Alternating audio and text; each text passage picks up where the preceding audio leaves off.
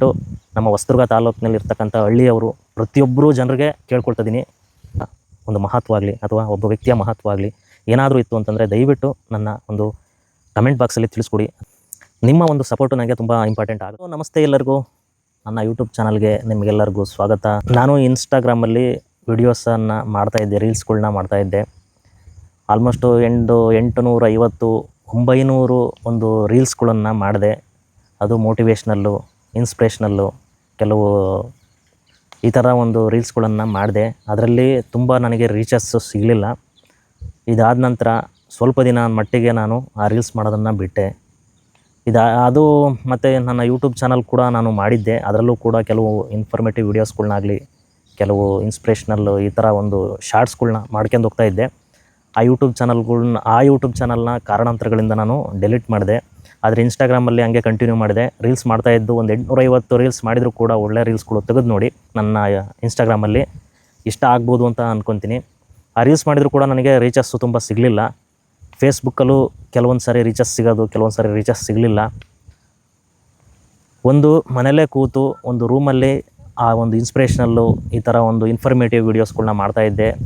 ರೀಚಸ್ಸು ಸಿಗ್ಲಿದ್ದ ಕಾರಣ ಏನಾದರೂ ಒಂದು ಚೇಂಜಸ್ ಮಾಡಬೇಕು, ಒಂದು ಕಂಟೆಂಟಾಗಿ ಕೊಡಬೇಕು ಅಂತೇಳಿ ನಿರ್ಧಾರ ಮಾಡಿ ಕೆಲವು ಚೇಂಜಸ್ಸನ್ನು ಮಾಡ್ಕೊಂಡೆ ಇದು ಇನ್ಸ್ಟಾಗ್ರಾಮಲ್ಲಿ. ಅದರಲ್ಲಿ ಸ್ವಲ್ಪ ರೀಚಸ್ಸು ಸಿಗ್ತಾ ಹೋಯಿತು. ಈಗ ಇದಾದ ನಂತರ ಯೂಟ್ಯೂಬ್ ಚಾನಲ್ನ ಮತ್ತೆ ಓಪನ್ ಮಾಡಬೇಕು, ಅದರಲ್ಲಿ ಒಂದು ಕಂಟೆಂಟನ್ನು ಕ್ರಿಯೇಟ್ ಮಾಡಬೇಕು ಅಂತ ಯೋಚನೆ ಮಾಡಿ ಕೂತ್ಕೊಂಡೆ.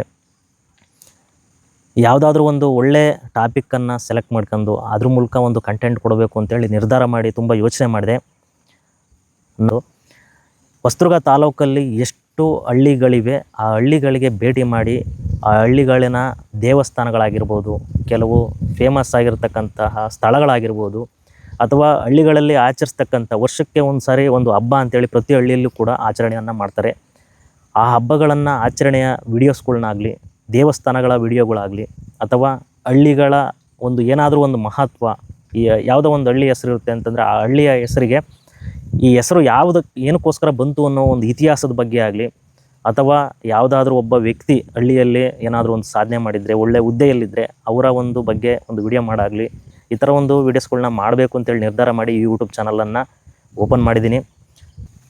ಸೂಜಿಕಲ್ಲು ಒಂದು ಗ್ರಾಮಕ್ಕೆ ಭೇಟಿ ನೀಡಿದೆ. ಅಲ್ಲಿ ಒಂದು ದೇವಸ್ಥಾನಗಳ ವಿಡಿಯೋ ಮಾಡಿದ್ದೀನಿ. ಅದನ್ನು ಎಡಿಟ್ ಮಾಡಿ ಬಿಡೋಕ್ಕಾಗ್ತಾಯಿಲ್ಲ. ನೆಕ್ಸ್ಟು ಇನ್ನು 2 ಡೇಸಲ್ಲಿ ವಿಡಿಯೋನ ಬಿಡ್ತೀನಿ. ಇದಾದ ನಂತರ ಇನ್ನು ಮುಂದೆ ನಾನು ಹೊಸದುರ್ಗ ತಾಲೂಕಿನ ಹಳ್ಳಿಗಳಿಗೆ ಭೇಟಿ ಮಾಡ್ತೀನಿ. ಮೇಯ್ನು ಉದ್ದೇಶ ಏನಪ್ಪ ಅಂತಂದರೆ, ಕಂಟೆಂಟು ಮಾಡ್ತಿರೋಂಥ ಅದರಲ್ಲಿ ಉದ್ದೇಶ ಏನಪ್ಪ ಅಂತಂದರೆ, ಇತ್ತೀಚಿನ ದಿನಗಳಲ್ಲಿ ಏನಾಗ್ತಿದೆ ಅಂತಂದರೆ, ನಮಗಾಗಿರ್ಬೋದು ಅಥವಾ ನಮ್ಮ ಮುಂದಿನ ಪೀಳಿಗೆಗಾಗಿರ್ಬೋದು, ಅವರ ಊರಿನ ಮಹತ್ವ ಆಗಲಿ. ಈಗ ನನ್ನದು ಒಂದು ಊರು ಅಂತಂದರೆ ನಮ್ಮ ಊರಿನ ಹೆಸರು ಏನಕ್ಕೆ ಬಂತು, ನಮ್ಮ ಊರಿನ ದೇವಸ್ಥಾನ ಇರ್ಬೋದು, ಆ ದೇವಸ್ಥಾನದ ಮಹತ್ವ ಏನು, ಅಥವಾ ವರ್ಷಕ್ಕೆ ಒಂದು ಸಾರಿ ಹಬ್ಬ ಅಂತೇಳಿ ಮಾಡ್ತಾರೆ ಎಲ್ಲ ಊರಲ್ಲೂ, ಊರಹಬ್ಬ ಅಂತೇಳಿ. ಆ ಊರಹಬ್ಬವನ್ನು ಅದೇ ಒಂದು ದಿನಾಂಕದಿಂದ ಯಾಕೆ ಮಾಡ್ತಾರೆ, ಇದಕ್ಕೆಲ್ಲ ಒಂದು ಕಾರಣಗಳು ಅಂತೇಳಿ ಇದ್ದೇ ಇರ್ತವೆ. ಆ ಕಾರಣಗಳು ನಮ್ಮ ಪೀಳಿಗೆಗೆ ಅಥವಾ ನಮ್ಮ ಮುಂದಿನ ಪೀಳಿಗೆಗೆ ಏನಾಗ್ತದೆ ಅಂತಂದರೆ, ಹಿರಿಯರು ಹೇಳೋದು ಕಡಿಮೆಯಾಗಿ ಆ ಒಂದು ವಿಷಯಗಳು ಮುಚ್ಚಿ ಹೋಗ್ತಾ ಇದ್ದಾವೆ. ಈಗ ನಮ್ಮ ಅಜ್ಜ ಅವರು ನಮ್ಮ ತಂದೆಯವ್ರಿಗೆ ಹೇಳಿರ್ತಾರೆ ಕೆಲವು ಮಾಹಿತಿಗಳನ್ನು. ಆ ಮಾಹಿತಿಗಳಲ್ಲಿ ಅರ್ಧ ಭಾಗ ನಮ್ಮ ತಂದೆಯವರು ನಮಗೆ ಹೇಳ್ತಾರೆ. ನಮ್ಮ ತಂದೆಯವರು ಹೇಳಿದಂತಹ ಅರ್ಧ ಮಾಹಿತಿಯನ್ನು ನಾವು ಮುಂದಿನ ನಮ್ಮ ಮಕ್ಕಳಿಗೆ ಹೇಳ್ತೀವಿ. ಈ ಥರ ಕೆಲವೊಂದು ಮಾಹಿತಿಗಳು ಮುಚ್ಚಿ ಹೋಗ್ತವೆ.